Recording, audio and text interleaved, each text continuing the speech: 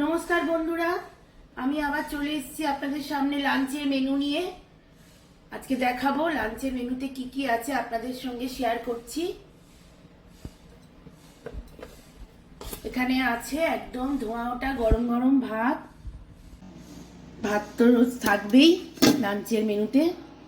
আর এখানে আছে কুমড়ো ঝিঙে দিয়ে মুগের ডাল, পুরো ঘন ঘন করে কুমড়ো দিয়ে আর ঝিঙে দিয়ে ঘি দিয়ে করেছি মুগের ডাল। তার সঙ্গে আছে এখানে করেছি থোড় চচ্চড়ি, ছোলা দিয়ে কুমড়ো দিয়ে আলু দিয়ে থোড়ের ঘন্ট বা চচ্চড়ি যাই হোক। আর আছে ফুলকপির রোস্ট, মাখা মাখা করে ফুলকপির রোস্ট করেছি। আজকের আমাদের মাছ মাংস কিছু নেই, সম্পূর্ণ নিরামিষ থালি।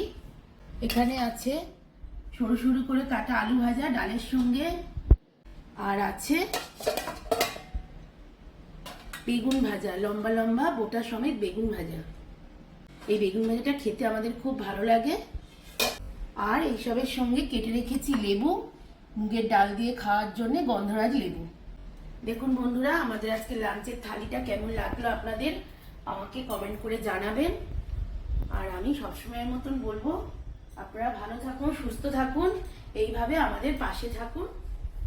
ধন্যবাদ।